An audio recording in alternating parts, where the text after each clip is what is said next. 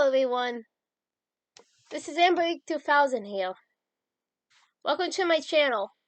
Well, I play a variety of games and do narrations for fanfics. I'm really hoping you enjoy my content. If you do, make sure to comment below, leave a like, and subscribe with the notifications on.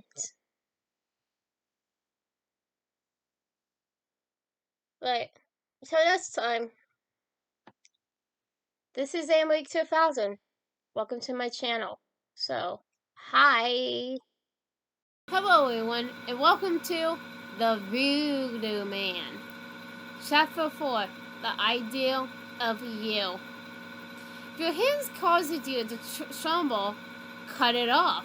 It is better for you to enter like cripple than having your two hands to go into hell, into the unquenchable fire.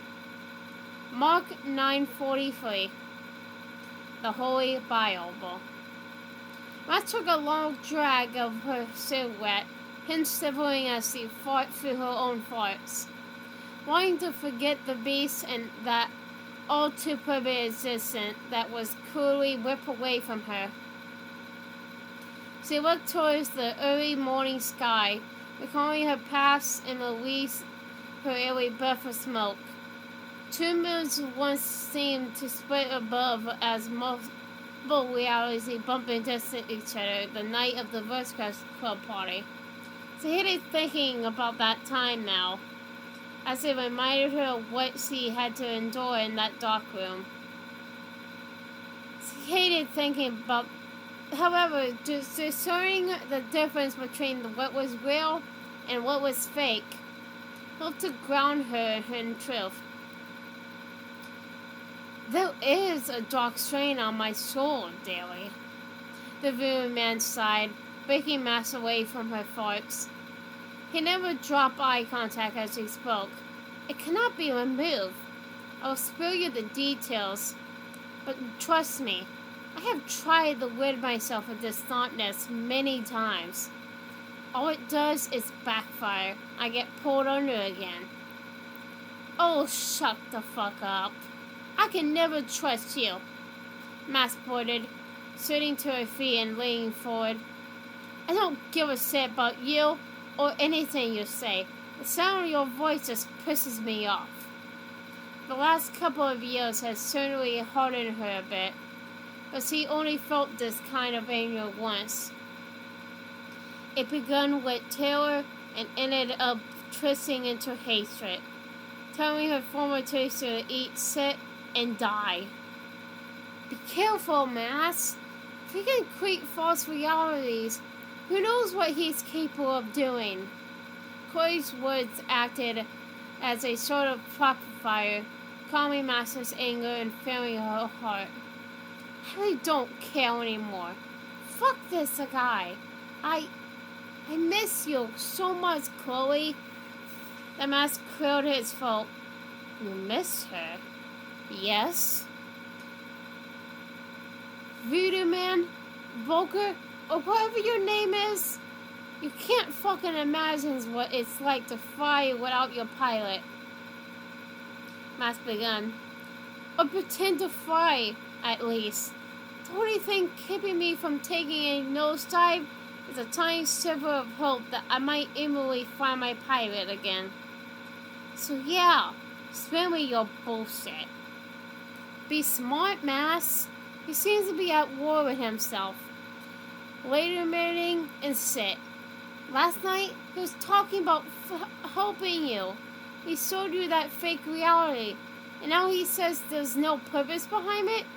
He absolutely fucking loosely playing some sort of game. But why? My journey is not unlike your own in some ways. Please, Matt, sit with me once more. He motioned to the seat across from him and bobbed his head.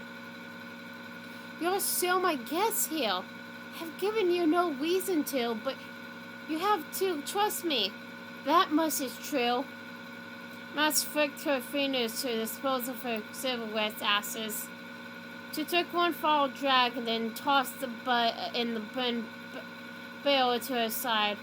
She considered Chloe's words about being smarter and tried to be more intentional with her words. Are you actually going to help me? I don't care if you have to satisfy your fucked up urges first. I'm ready for anything you can deal out. She puffed her chest to exude confidence. Last night, you were talking about giving me my rewind back.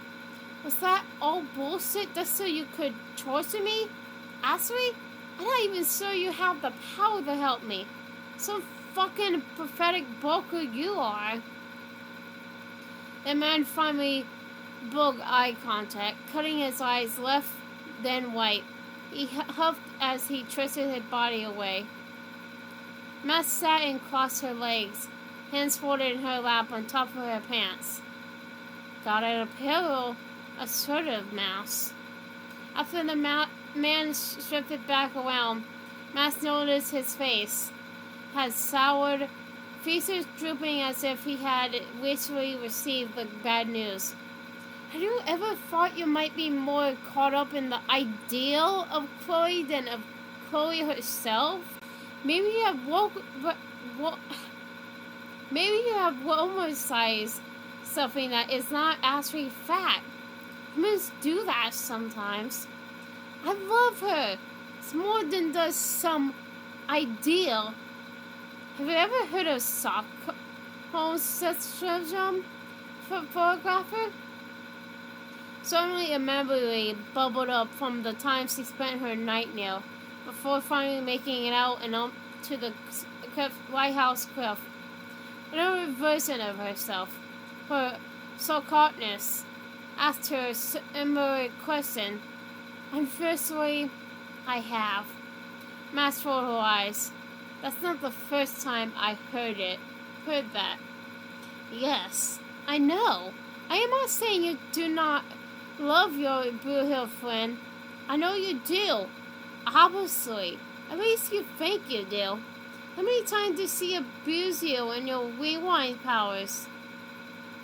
When you two reconnected, she used you with no concern for your safety. Yeah, you're right. Yeah, you're right, Max. Fuck him. Tristan, what happened, Walker? I heard her in the past, no doubt about it. I wasn't there for her when she needed me. After 5 years apart, we were finally back together. She had abandonment issues, as well as unresolved grief. I know that now. She loved me with all of her heart, and Chloe would never purposely hurt me.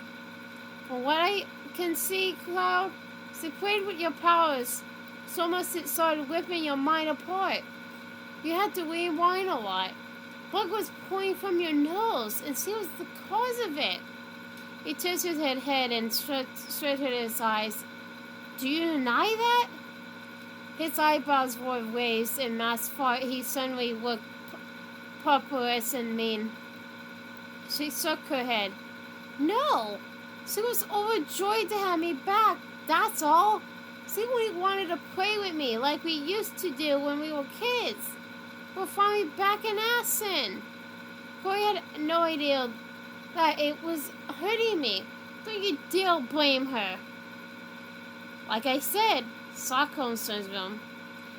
Now you are making excuses for the boosts he put you through. Classic. Emma snickered to himself. Max, he's turning this set around on you. You have to ignore it and regain control. She thought for a moment, then spoke.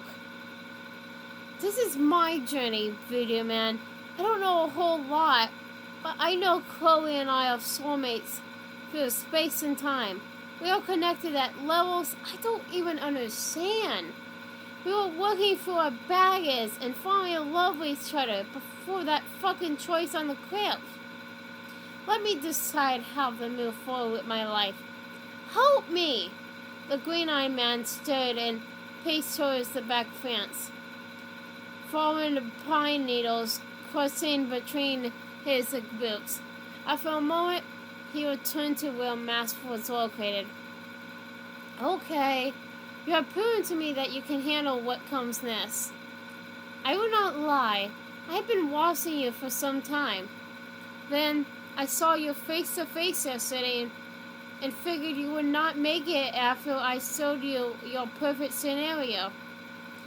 Others had perished afterwards. Your spirit is not brittle, Mask. You are very strong. I know what comes next. Mask asked, genuinely confused by the man's words. Others? I met them last night. I once had a daughter, and I directed her in search of this power. It is my single biggest regret. I shall redeem myself now. But you, just know I can point you in the right direction, but you have to find your own way out. I cannot do that for you. What the hell are you talking about? You saw my pulsing coursing through your veins, so I have control when I want. For now. See, a lot of people think dark magic calls upon a spiritual evilness to function. Really, it is more a matter of dark science, if you will. I did not lie to you, Mask. I can help you out of your own personal hell. To do that, you will have to let go. Not of Chloe. I know that is impossible. You have to let go of your ideal of reality. Your role to play in it all of this. It's not what you think. And it will not be the role you want to play. That is for certain. But if you think you are ready, I can send you on one final journey. If you survive, your partner in time will too. I know you do not want to at this point, but you have to trust me. So, that other reality was a test? God damn it. Do I just trust him? How can I? I mean, I was in heaven just a few moments ago. He took that from me. From us. We both know what you're gonna choose, Mouse. Just do it. I'll always be here with you. That's my promise. Mouse maneuvers several steps away, with dawn slowly causing the morning sky to begin lightening. She could see more of the yard than before. It was junky. Random metal shards begun, broken glass and rubber tire pieces littered the area. A rusted chain-link fence surrounded the backyard properly. Inside its cistern had fallen, yet it seemed to be in fairly decent shape. During a long trek to Voodoo Man's cabin, she didn't realize how far up in altitude she had climbed. She recalled wondering if her bike would make it up the steep, dense hills. The fog had let up a little as well. From their position, she could see for miles through the forest and down through the valley. To say they were in the middle of nowhere would be a vast understatement. Max lost contact with everyone she once called friends during her search the last couple of years. Nothing else mattered to her. Even her parents had no idea where she was headed after she departed from their house. She knew they both loved her, but they understood that letting her leave on her own was the only way for her to find healing, as her mother put it. As Max turned back around and approached the man, she's still sitting in his chair, she felt a renewed sense of purpose. Maybe the Voodoo Man would never have poor intentions of helping her. She knew he was still her final hope. She intended to put everything she had into this final piece of the puzzle to get her rewind back. To get Chloe back. Let's play. That's a fun. Sitting down across from the broker. I'm ready for whatever you got. That man smiled. That was always going to be your decision. Yes. Master certainly nodded. If you make it through, you will reconnect the loop, openly destroying it. You have to be so convincing. You actually caused the opposite reaction. I know that does not make sense now, but Mass, you are the first one to do this.